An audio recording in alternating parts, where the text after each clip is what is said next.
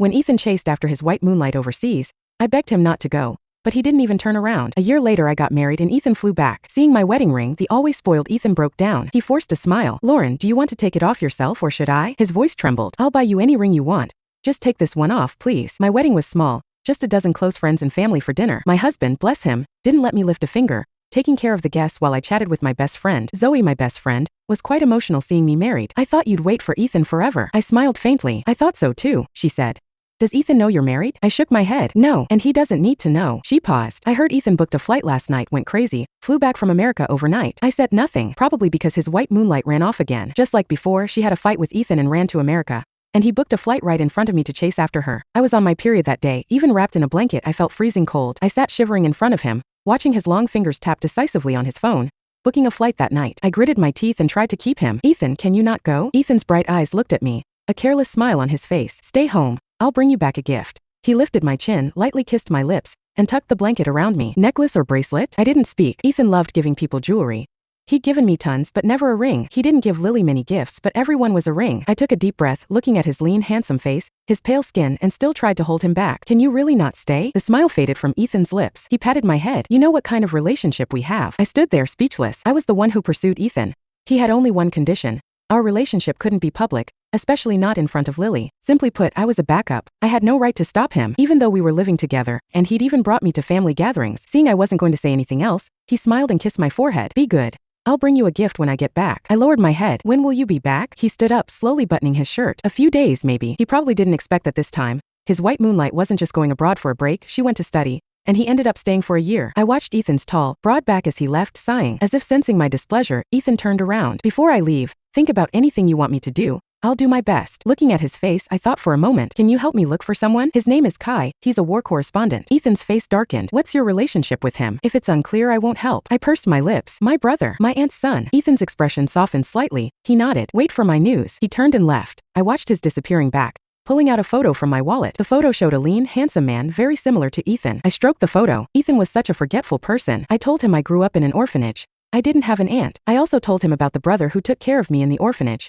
We grew up together, but he listened and forgot. He never suspected why I liked looking at his face so much. Only his face. Ethan really loved Lily, even though Lily's attitude was wavering for so many years, unwilling to settle down. He loved her wholeheartedly, and I really loved Ethan, his face, a face similar to Kai's. I was always grateful to Ethan. He saved me from a desperate situation. When I met him, I had lost contact with Kai for 3 years. Many people said Kai was dead. I was like a living corpse, lifeless, until I saw Ethan, my junior in college, 1 year younger than me. When I saw his face so similar to Kai's, I cried. I tried every means to get close to Ethan, unconditionally kind to him. Everyone knew I was Ethan's shadow, carrying his bags, his coat, buying things for him, relaying messages when he fought with Lily, helping him home when he was drunk, maybe because I was so good to him, so good that he couldn't ignore me. So one night, after a fight with Lily drunk, he pulled me into his arms. "You like me?" Looking at that lean, handsome face, I nodded. From that day on, I became Ethan's secret girlfriend. If a backup could be considered a girlfriend, this went on for years. Ethan and Lily didn't work out, but we ended up living together. Sometimes Ethan would hold me and sigh. "Lauren, you're the best woman to me. You don't even like my money." I smiled. "If you wanted to give me money, I wouldn't refuse. But you don't spend it."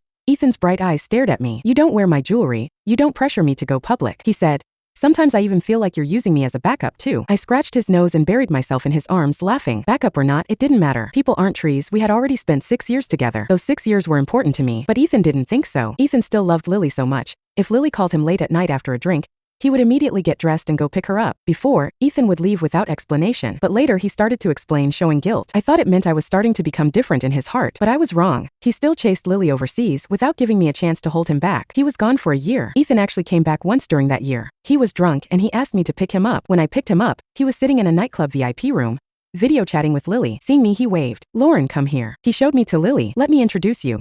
This is my girlfriend of 6 years, Lauren." Lily still had a cold expression, but her eyes scanned me, pausing on my face for a few seconds. Then she smiled. "Ethan, you've changed your mind?" Ethan also smiled. "Yeah, why would I leave my gentle and virtuous wife to chase after your cold shoulder?" Lily saw Ethan hugging me and asked how long we'd been together. I answered honestly, 6 years. Lily hung up the video. The always proud Lily lost her composure without even saying goodbye. Ethan's arm around me stiffened. That night, Ethan was hugging me to sleep. He took a call in the middle of the night, came back and kept kissing me. Didn't sleep all night, just kept looking at me. In the morning, his voice was hoarse. "Lauren, it's over between us." I didn't sleep all night either. I guessed it. I heard Ethan's phone call. Lily lightly told him to break up. She said she would get back together with him immediately as long as he did. I knew I wasn't as important as Lily. I nodded, not wanting the scene to be too ugly, turning my back and wiping my eyes. Ethan hugged me from behind so tight I could hardly breathe. He whispered in my ear, Your aunt's son, I have news. He's not dead. He just has amnesia, he's overseas. My whole body froze. I turned around. Can you bring him back for me? Ethan kissed my lips. I can. It's what I owe you. That day, he flew to be with Lily, and I a few days later met Kai. In the best hospital in the country, the best experts were treating him. Soon his memory returned and he remembered me. Kai was injured and lost his memory while saving a child in a bombing zone. When he woke up, he hugged me immediately. A gentle voice echoed in my ear. I was gone for 10 years and I made you suffer. My tears immediately flowed. My empty heart was quietly filled. Kai and I missed 10 years. We didn't want to miss another 10. We got engaged soon. Kai also asked me if I had fallen in love with someone else in those 10 years. Not to make an impulsive decision that I would regret. Ethan's face vaguely flashed in my mind, but it quickly disappeared. I shook my head and smiled, saying no. I stroked the scars Kai got saving a child in the war zone and repeated, no. Before Kai asked me, I had a few dreams and Ethan was in them. In my dreams, Ethan sneered at me, telling me not to get any ideas. My heart still ached, but as time went on, I no longer dreamed of Ethan. Those 6 years seemed to have vanished with the wind. Zoe, my best friend, would sometimes ask me if I still thought of Ethan. I was silent for a few seconds, shaking my head. I hope he and Lily can be together, I said. It's best for both of them to forget each other. At least I had honestly and completely forgotten him. But a few days later, when Kai and I were having dinner, we ran into Ethan's classmate. He greeted us from afar. Hey man, you're back in the country, why didn't you call? He stopped a few steps away looking shocked. Kai was very similar to Ethan, but he had a scar on his brow from the war zone. Their temperament was completely different. He didn't have Ethan's frivolous and spoiled air. He was more hardened and composed. The classmate looked at Kai, then looked at me with suspicion. Lauren, he thought for a moment. Did you put Ethan in the friend zone? I shook my head. We broke up. The classmate was even more surprised. Didn't Ethan say you were still waiting for him? I interrupted him. This is my fiancé, we're getting married soon. He was stunned, looking at Kai and me holding hands tightly.